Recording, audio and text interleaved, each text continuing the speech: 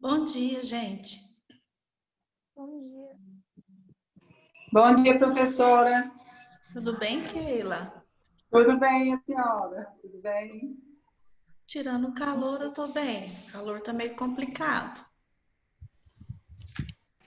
Tá mesmo, tá difícil, né? Estamos no deserto do Saara. Bom dia, Carla. O que você disse? Bom dia mesmo. Bom dia. Mãe, que link é hoje? Eu já comecei. Não tem o link lá dessa aula? Vem cá. Deve aqui no grupo das mães.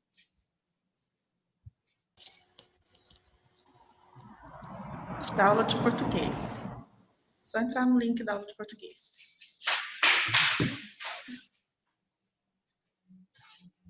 Bom dia, Fabiana, Cleciane. Eu falo bom dia, gente, para quem eu estou vendo o rosto, tá? Eu sei que muita gente entrou aqui, mas eu acho complicado. Bom dia, Marcela. Bom dia, professora. Bom dia, gente. É sobre preconceito. Peraí, deixa eu ver se meu áudio tá ligado. Seu áudio tá ligado, tá todo mundo escutando.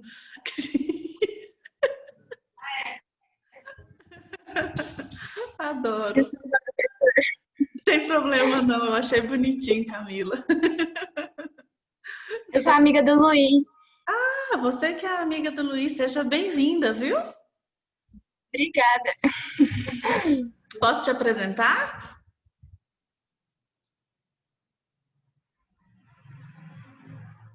Ou você se apresenta? Eu posso falar sobre o que se trata? Seu microfone. Ela falou que pode. Falou? Você leu o lábio dela? Uhum. Foi a única coisa que eu entendi. Gente, o Luiz Guilherme me pediu para passar o link para essa amiga dele, porque ela está em dúvida entre biomedicina e psicologia. Hoje a dúvida dela acaba. O que vocês acham? Eu também acho, acabou a dúvida. Não precisa pensar mais. Psicologia é o seu lugar. Seja bem-vinda. Obrigada. Aí sim. Ainda mais que hoje a gente vai falar de adulto jovem, desse período que entra na faculdade. Vamos falar super a respeito desse tipo de realidade, da idade de vocês e da vivência com... Ele me passou os slides, mais ou menos, que eu vi sobre o que é. Ah, tá. Ele passou o plano de ensino, certo? Mas a senhora pode falar. Não, eu vou falar, eu vou dar aula, pode ficar tranquila. Bom, a gente já tem 23 pessoas aqui, eu já vou começar, tá bom? De acordo com o que nós programamos, e tá lá no link, vocês tinham que ler o início do capítulo 14, que fala sobre o desenvolvimento psicossocial do adulto jovem, que, como sempre eu falo, é a idade da maioria de vocês que estão aqui na sala de aula, na live, que é dos 18 dos 20, né, mais ou menos 19, 20, até 40. Então, quem está dentro dessa idade é considerado adulto jovem. E aí a gente falou no capítulo anterior sobre o desenvolvimento físico do adulto jovem e do desenvolvimento cognitivo. Hoje nós vamos falar do desenvolvimento psicossocial. Lembrando que tudo acontece ao mesmo tempo na vida da gente, mas o livro separa os desenvolvimentos para ficar mais didático, para a gente conseguir acompanhar e compreender de uma maneira mais didática. Acho que a palavra é essa mesmo. Bom, no início do capítulo, quero também dizer outra coisa antes de começar a falar da aula de hoje, que os vídeos das aulas anteriores já estão disponíveis no AVA E os pós-aula também, galera. Consegui. Já estão disponíveis. Vocês já têm pós-aula para fazer. Porque agora eu tô rápida nesse negócio desse vocês nem imaginam. Então, já tá lá o pós-aula da aula anterior. O de hoje tá pronto, mas tá oculto. Só vou desocultar no fim da aula, para ninguém ficar fazendo durante a aula, que eu não sou boba. Né, Marcela? Oi, Mauro. Se você não desocultar, a Marcela faz antes da aula, ou pós-aula, aí não dá. Ah, eu falei que tá lá, mas eu não desocultei, não. Aí não tem jeito de vocês abrirem, entendeu? Uhum. Então, vamos lá. O que a gente vai falar dentro do capítulo de desenvolvimento psicossocial, que vai ser dividido hoje e na próxima aula, na semana que vem? Que o adulto jovem, ele tem uma vida hoje diferente das gerações passadas. Que há um tempo atrás, eu acredito que na minha geração e na geração anterior à minha, ou seja, a minha geração é mais ou menos a idade dos pais de vocês que são adultos jovens. Eu estou na fase adulto intermediário, quase 50. Ainda não tem 50 não, mas estou quase lá. Então, os pais de vocês têm mais ou menos a minha idade, eu acredito. São um pouco mais novos, mas estão entre 36, 40, até ali pelos 60 anos, que é a fase adulta intermediária. Então, a minha geração, a geração dos pais de vocês, vivenciou a fase adulto jovem de uma maneira diferente. Os meus avós também. O que era comum para o jovem? O jovem terminava o ensino médio, nem sempre procurava fazer uma faculdade, era algo assim muito raro fazer faculdade. Quando fazia faculdade, já fazia ao mesmo tempo que se casava, que tinha filho, que arrumava um emprego, que já tinha saído de casa. Então, era muito comum o ensino médio, sair de casa, arrumar um emprego, casar, ter filhos. Nessa ordem que eu falei da segunda vez, que é a ordem correta. Primeiro tem que arrumar emprego para depois casar e ter filho. Não pode casar e ter filho sem arrumar emprego, não, senão dá tudo errado. Deixa dessa dica aqui para vocês. De um tempo para cá, de 1990 para cá, então são todos os adultos jovens que estão aqui, são dessa década para cá, de 90 para cá, essa ordem mudou, essa sequência mudou. Inclusive, principalmente para as meninas, para as mulheres, que antes não pensavam em fazer faculdade, ou mesmo se fizesse faculdade, era só enquanto não arrumava um companheiro, enquanto não casava. Mas o objetivo principal de uma mulher, de uma moça, era casar, ter filhos, né? Se desse, ia trabalhar, se desse, ia ter uma profissão. Mas hoje em dia, a gente percebe que o número de mulheres está cada vez maior dentro da universidade. E outra, as mulheres pensam em ter uma profissão, formar, ter uma profissão, alcançar uma certa estabilidade, para depois pensar, se possível, quem sabe eu caso. Filho, nem sei, lá depois dos 30, 35 anos, eu vou pensar se eu vou ter filho. Gente, quando eu casei pela primeira vez, que eu tinha 18 anos, eu estava casando e todas as minhas amigas também estavam. Uma era madrinha da outra. E tinha aquela que se achava mais feinha ou que se achava menos amada, e ela pensava assim, vou ficar para titia, porque eu não tenho nem namorado, estou sendo madrinha de vocês, com o primo de vocês. Gente, me apresenta alguém, aquele desespero, sabe? Me apresenta alguém, por favor. Ela tinha 18 também, assim como eu e as minhas outras amigas. Então, era um desespero tremendo para casar, para ter filhos. Com 26 anos, não, com 28 anos, eu já tinha 3 filhos. Eu já tinha casado e já tinha tido os meus 3 primeiros filhos. Então, eu estava dentro dos moldes esperados para a minha geração. Que, ainda bem que eu fiz faculdade, mas eu me lembro direitinho que quando eu casei, eu estava no primeiro ano de faculdade, e eu já com 1 ano de casado, ou seja, no segundo ano de faculdade, eu já falei assim, eu quero parar de tomar remédio porque eu quero ter filhos. E todo mundo falava assim, você é louca, se você tiver filho, você não vai continuar a faculdade. E eu falava literalmente, para mim é mais importante ter meus filhos, ter minha família, do que terminar a faculdade.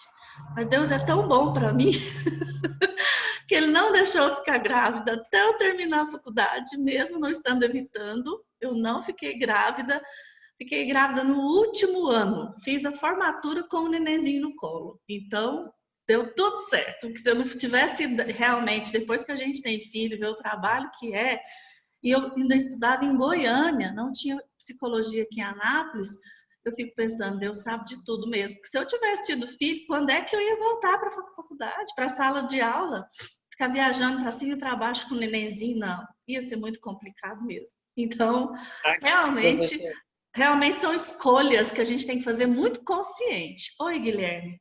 Professora, agora é os pais que ficam forçando você a namorar ou a casar. Porque meus pais estão deixando assim, Guilherme, que dia você vai casar? Eu falei, gente, tem 19 anos ainda. Espera um pouquinho, deixa eu terminar minha faculdade. Mas não, a família inteira quer que a gente case, já tem um filho. Exato. E pronto. E quando não quer que eu case casa... assim tão rápido, não. O que é, Raquel? Os meus não querem que eu case assim tão rápido, não. Tá vendo? Então já pensam diferente. Então, Mas assim... é porque eu sou a caçula. Ah, Vai gostar de casa. a caçula sofre uma certa pressão no sentido de ser responsável por ficar e cuidar. Tem essa característica. Bom, isso foi apenas uma introdução do que nós vamos conversar hoje. Daqui a pouco nós vamos chegar na teoria do Erik Erikson e vamos falar exatamente disso, dos dois polos que existem no estágio da juventude, que é o isolamento ou a intimidade. Já já nós vamos falar desses polos do Erikson. Antes, nós vamos falar de um quadro que tem aqui na página 485, que fala sobre os mileniais. O que é isso? Quem são os mileniais? Existem algumas perguntas, 4 perguntas para ser mais exata, aqui na página do livro, para você se identificar, para saber se você é milenial ou não. Porém, prestem atenção, essa pesquisa é de 2011, tem 9 anos essa pesquisa. Então, eu vou atualizar as perguntas que estão aqui para vocês se identificarem como mileniais ou não, ok? Para você responder, vocês cada um responder para si mesmo e depois a gente discutir sobre isso. Se você, aqui no livro tá, assiste mais de 1 hora de televisão por dia. Eu vou adaptar para, se você assiste mais de 1 hora de série por dia. Porque eu sei como é que é agora. O negócio não é assistir televisão. Eu tenho uma televisão, uma sala de televisão praticamente abandonada aqui em casa. Tá cada um no seu quarto, no seu notebook, assistindo série, no seu celular, assistindo série, né? Então, se você maratona uma série, a palavra que vocês usam é essa. Essa é a primeira pergunta. Sim ou não? 2. Você tem uma tatuagem ou um piercing? 3. Olha que pergunta velha, gente. Você envia mais de 10 mensagens de texto por dia. Eu prefiro adaptar se você manda mais de 10 áudios por dia, ou se você tem mais de 10 grupos que você participa, acho que fica mais interessante para a geração de vocês. E por último, a 4ª pergunta é, você tem um perfil e um site de relacionamento? Vou adaptar. Você tem um perfil numa rede social? Instagram, Facebook? Então, se você respondeu sim para a maioria dessas perguntas, você é considerado um adulto jovem chamado milenial. Um adulto jovem desse milênio, desse mundo da tecnologia. São adultos jovens que são diferentes das gerações anteriores. São pessoas conectadas com o mundo e, nesse sentido, elas não se conectam apenas às informações. Têm conhecimento e passam a ter a possibilidade de dar sua opinião, participar da vida política, da vida econômica de um país, de uma cidade. Tanto é que nós estamos chegando, né, período de eleição, nós não vamos fazer debate político aqui, pelo amor de Deus, não é minha intenção. Então, mas nos Estados Unidos, está dizendo aqui na pesquisa, nos Estados Unidos o voto não é obrigatório, como aqui no Brasil. Porém, os jovens entre 18 e 29 anos, 30 anos, hoje em dia estão votando mais, estão participando mais das eleições do que as gerações anteriores. Ou seja, se o voto é facultativo, e mesmo assim os jovens estão participando, o que isso significa? É o dado importante. Os jovens estão querendo participar da construção do país, da construção da história de um país, de uma nação, né? Se essas pessoas, esses jovens, estão mais propensos a votar, eles também têm condição de dar sua opinião, se confiam no governo, se não confiam no governo, sobre os assuntos que envolvem política, segurança, educação, transporte, habitação, saúde, etc. Então, enquanto os jovens da idade de vocês, em gerações anteriores, não se preocupava com isso, a vida corria, a última coisa que ia se pensar era em quem votar e por quê. Hoje em dia, os jovens da geração de vocês votam conscientemente. Lógico que tem as suas exceções, mas mudou bastante em relação às outras gerações. E uma outra característica importante da geração atual é... Oi, Luiz Guilherme. Luiz Guilherme, seu microfone está ligado. Só um minuto, professora, perdão. Tudo bem. Outra característica importante que diferencia os jovens de hoje é essa conexão com as mídias, com a internet, né? A gente percebe é quase que como se o celular fosse uma extensão do próprio corpo. Aqui no livro está falando 80% dos jovens dormem com o celular ao alcance da mão. 75% têm um perfil numa rede social. Eles são mais frequentes em enviar mensagens e usar Wi-Fi. É tão interessante isso. Às vezes chegam jovens aqui na minha casa, ou alunos que já vieram na minha casa, ou já fiz resenha para alunos na minha casa, viu, gente? Quando não está em época de pandemia, eu gosto de receber uma turma legal na minha casa. A gente pode marcar quando voltar tudo ao normal. Mas quando vem jovem na minha casa, amigo dos meus filhos, ou mesmo os meus amigos mais jovens, primeira coisa que pergunta quando chega na casa da gente, qual que é a senha do Wi-Fi? É a primeira coisa, não é só num restaurante, num lugar público, não. Quando chega na casa de um amigo, quando chega na casa de um parente, qual que é a senha do Wi-Fi? E para piorar, que talvez para vocês seja melhorar a situação, antes ter dados móveis era muito caro. Hoje não, os pacotes são muito acessíveis e a grande maioria tem dados móveis e nem depende mais do Wi-Fi da casa dos outros para poder conversar na internet. O que significa isso? Essa necessidade de estar conectado 24 horas online. 24 horas online. Tem gente que não desliga a internet nem para dormir. Não desliga o celular, não desliga a internet. Fica ali 24 horas no ar. Vocês são médico, pediatra, cardiologista? Tem alguém na UTI? Por que será que vocês ficam 24 horas online? Qual que é essa necessidade? Não estou fazendo nenhuma crítica, estou tentando levantar algumas reflexões, tá? Para vocês entenderem a diferença de vocês para outras gerações. Deixa eu ligar o computador na tomada, peraí.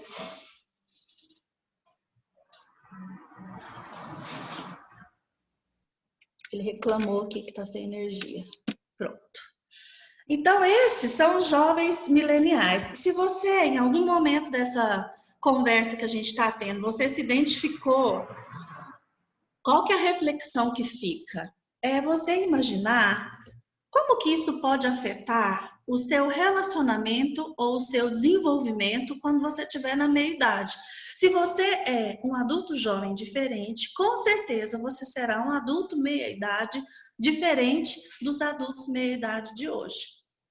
Ou seja, nós estamos tendo uma mudança no perfil, nas características das pessoas à medida que o tempo vai evoluindo. E existem aspectos positivos e negativos. Em que aspectos você acha que pode ser diferente ou igual à geração que foi precedente à sua? Em que vocês vão ser iguais, em que vocês vão ser diferentes dos pais de vocês? Muita coisa? Diferente? Pai de você... Oi, Valéria. Eu acho que sim, no sentido de talvez com a mudança da tecnologia, né, o nosso envelhecimento seja de uma forma diferente e, consequentemente, a forma como nós seremos, a personalidade, as decisões a serem tomadas, ter mais acesso à informação. Então, eu acredito que sim. Tipo, paciência também. Na minha opinião, uma das coisas que eu mais vejo, a minha avó senta na porta de casa e fica o dia inteiro observando ninguém passar na rua, porque ela mora numa cidade com 3.000 habitantes. E eu fico com ela assim, tipo, vó, a senhora não cansou, não? Eu não tenho paciência, a paciência que eles têm de sentar e ficar observando, simplesmente ficar lá, sabe? Eu acredito que ela olha para você, Valéria, e você fica ali no celular passando os feeds do Instagram, horas a fio, e ela deve pensar, olhar para você, você não cansa não, minha filha? Quando meu avô era vivo, um dia eu estava sentado lá dele, mexendo no celular, aí ele parou, olhou para mim, olhou pro celular, e aí ele olhou para mim e falou, o que você tanto vê nesse negócio que eu não tô vendo nada de graça? E eu fiquei, vô, como assim? Olha aqui, minha filha, eu tô vendo o céu, vendo o vento balançar Exatamente. a árvore, o passarinho que passou ali, o fulano que fazia tempo que eu não via, deu uma passada aqui agorinha, tem umas 2 horas. E você fica aí olhando para esse mundinho dentro de um quadradinho. É assim que eles percebem, né? Interessante. É desse jeito mesmo, Valéria. Os valores mudam. As prioridades mudam. A reflexão que nós devemos fazer é não abandonar os valores verdadeiros, os valores importantes, positivos dos nossos familiares anteriores, né? E, inclusive, passar isso para os nossos filhos também, porque eu fico pensando, hoje eu tenho que contar, não é muito longe não, gente, não é uma coisa de vô da Valéria para ela, não. Eu tenho um filho de 9 anos, então a geração dele pula uma geração, porque eu tenho filhos adultos jovens e tenho um filho criança. Então, eu fui mãe mais velha, né? Então fica parecendo que eu sou vó dele. Então, ele não conhece algumas brincadeiras que eu brinquei. Então, né, às vezes tem no livro dele. Outro dia nós estávamos fazendo tarefa junto e tinha no livro dele brincadeiras antigas.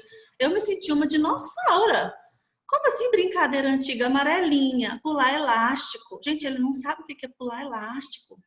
Aquela brincadeira de fazer com barbante na mão, que a gente faz vários formatos, eu esqueci o nome daquilo, como é que chama?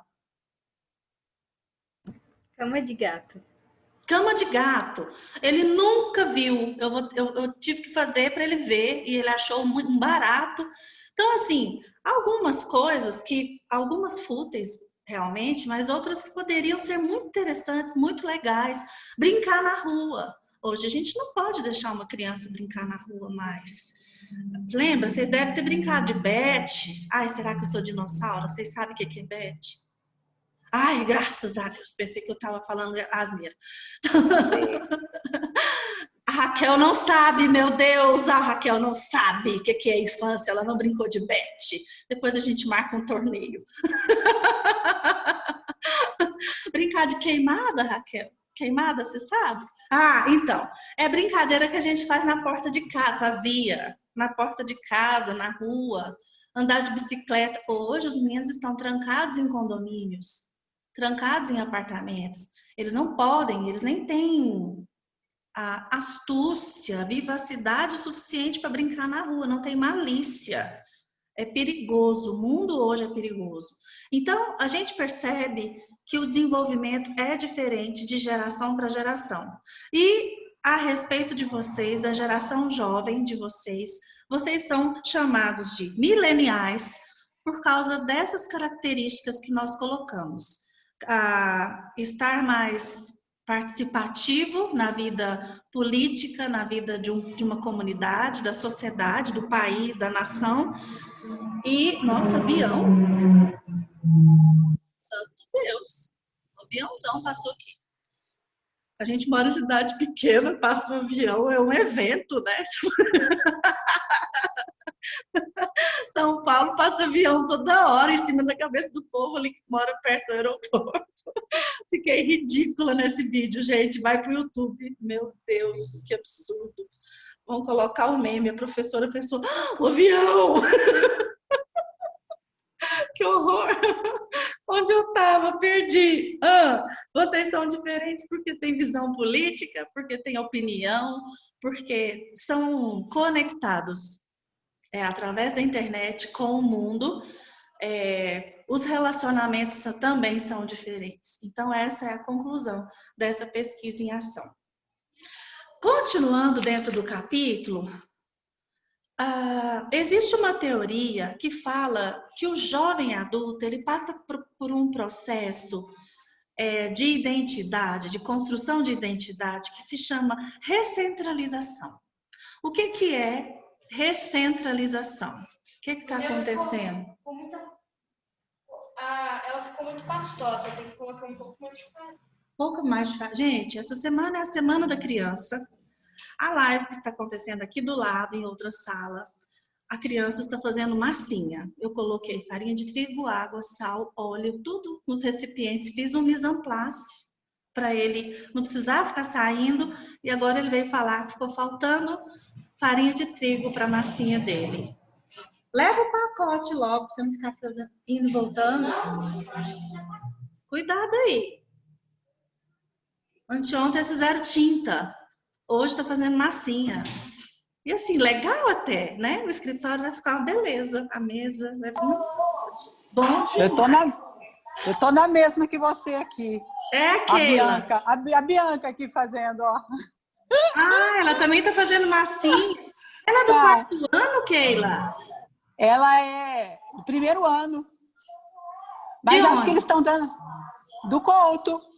É a mesma oficina para todas as turminhas. É a mesma oficina. É a mesma bagunça. Que legal. Gente. Estou assistindo aula e monitorando aqui. Eu tô dando aula e tendo que monitorar mais ou menos. Vamos ver o que vai virar. Gente, a respeito da recentralização. O que é isso? É um processo de mudança de identidade. A identidade de vocês passa a ser uma identidade adulta. Identidade em que sentido? Não é que a personalidade de vocês muda, não. Personalidade, ela tem as suas transformações, lógico, mas não é uma mudança de personalidade, não. É uma mudança de identidade. As pessoas passam a te identificar como alguém adulto. Você não é mais um adolescente, você não é mais uma criança. As pessoas percebem que você tem uma identidade de adulto. Por quê? Existem 3 estágios para explicar isso. É um processo que identifica a responsabilidade, a tomada de decisão e a participação da pessoa em família. Esses 3 estágios da recentralização. No estágio 1, o indivíduo ainda está dentro da família, mas ele já tem uma expectativa de autodirecionamento, de autoconfiança mais aumentado. Ou seja, o indivíduo você ainda mora com a sua família, ali nos 19 anos, 20 anos, você mora com a sua família, mas você começa a ter autoconfiança, no sentido de dar sua opinião, tomar decisões, ter responsabilidade. Então, isso aumenta, isso é perceptível. No estágio 2, o indivíduo ainda pode permanecer conectado à família, pode até depender dessa família financeiramente ainda, mas ele não está inserido dentro da família. Às vezes porque ele faz um curso fora, às vezes porque ele trabalha em outra cidade. Então, é aquele vai e vem. Eu moro em outra cidade, passo o fim de semana com os meus pais, ou férias com os meus pais. Então, ainda tem essa conexão forte. A casa é a casa dos pais, a família de origem, só que já tem essa condição de ter uma autonomia. E no terceiro estágio, geralmente em torno dos 30 anos, o indivíduo nesse período, ele já tem uma independência completa da sua família de origem. Lógico que ainda mantém vínculo, a gente não deixa de ter vínculo com os pais, a gente não deixa de ter contato com os pais. Não, Theo. Vem cá. Olha aqui a situação, o que a gente faz? Pega mais farinha, então, e vai lá fazer. Encosta na sua Bom dia, capitão. Oi, Mauro. Dê bom dia para ele.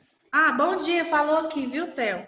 Não lava a mão, não, vai sujar de novo. Ele tá lavando a mão na pia da coisa. Legal até. Então, no estágio 3 da recentralização, aos 30 anos, o indivíduo ele continua tendo essa vínculo com a família de origem. A gente não é porque a gente casa ou vai morar sozinho em outra casa que a gente esquece que teve uma família de origem. Óbvio que não. A gente continua tendo um vínculo estreitíssimo com a nossa família.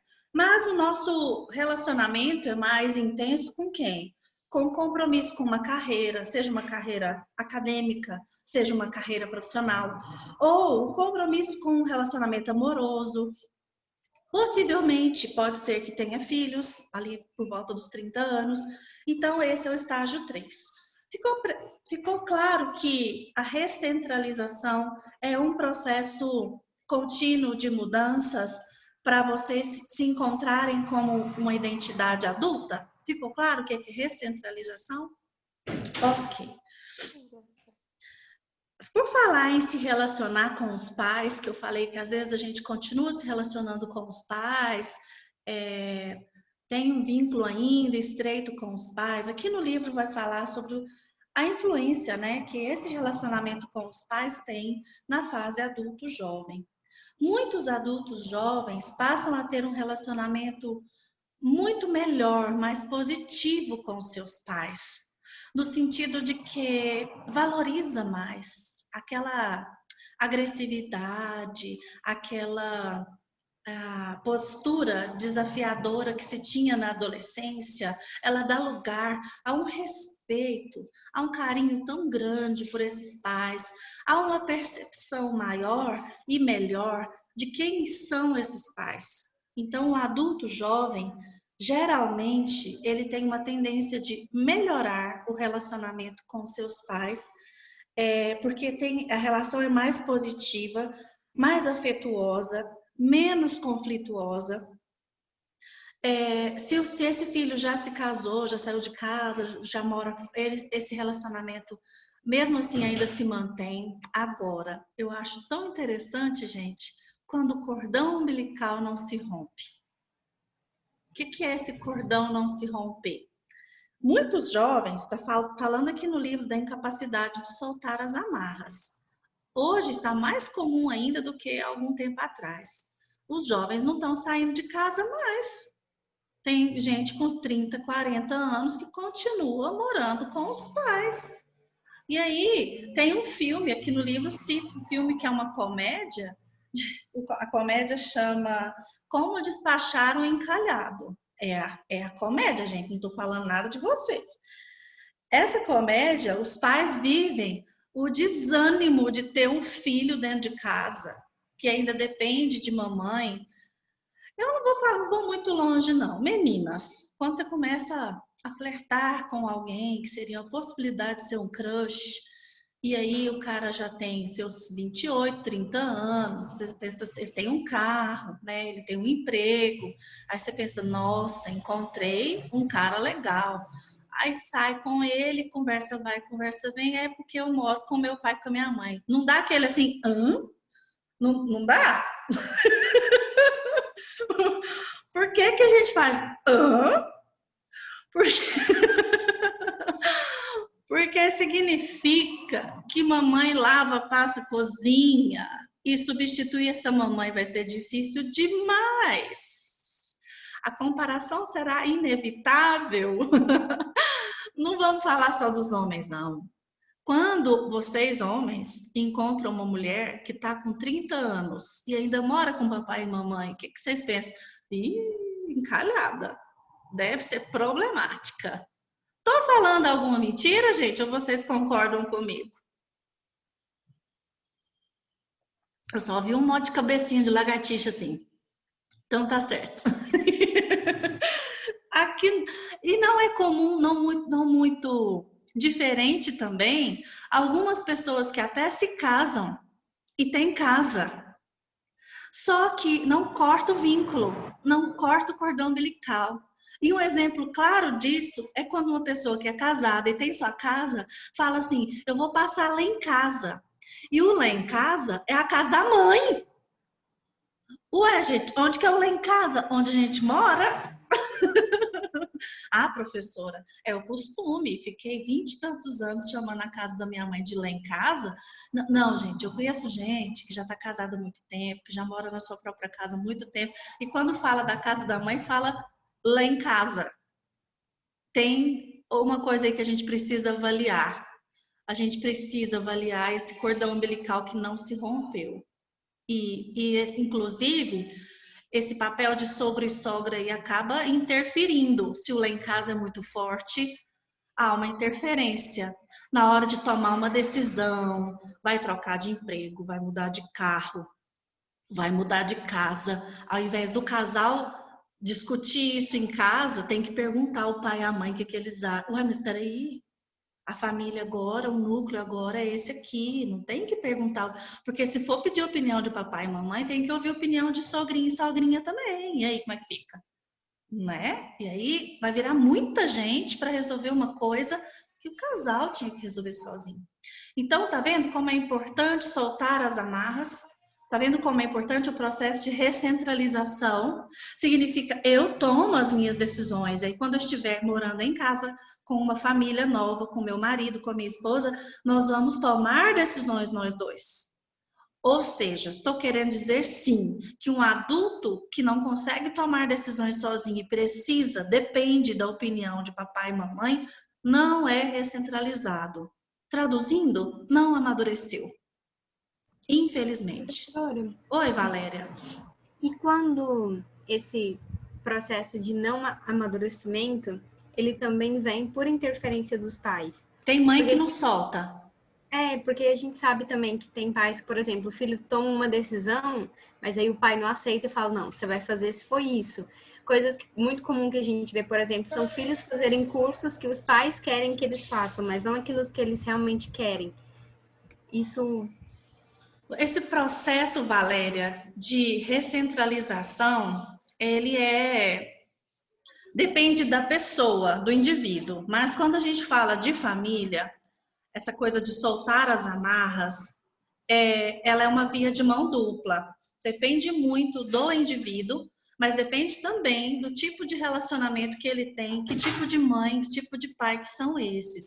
Eu entendo a sua pergunta. Realmente tem pessoas que querem ser autônomos, que querem ser independentes, mas os pais não deixam.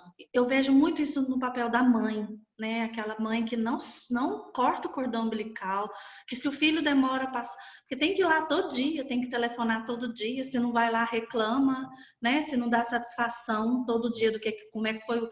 Como assim, gente? Né? Tem mãe que não deixa o filho voar, não deixa o filho bater asas e voar. Vai ser um problema para todo mundo que está envolvido nesse contexto. Vai ser um problema para esse filho que não voou sozinho e vai ser um problema para quem estiver com ele também. É uma consequência. Infelizmente, é uma consequência. Pessoal, falta 1 minuto. Nossa, mas como assim? Tem 27 coisas aqui no chat e eu não vi. Tem uma amiga de 50 que namora um cara de 45 que mora com a mãe e nunca casou. Coitada. O Luiz Guilherme morreu de rir. É a Esquadrilha da Fumaça que passou aqui, Marcela? Ou você estava brincando? Eles estão em Anápolis. Fazendo? Tava fazendo coração por aí ontem. Ah, meu Deus, eu não vi não. Assistir Netflix na TV, ué. Ah, Raquel. Cada um quer ver uma coisa.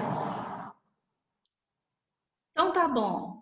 O Luiz Guilherme já mandou a Camila vir para a Uni, todo mundo falou bem-vinda para Camila. A Camila já amou a gente. Ah, não, bonitinho demais. Então tá bom, já vi o chat todinho, já ri junto com vocês. Vou desconectar aqui, é verdade, Mauro, tem um versículo, o homem deve deixar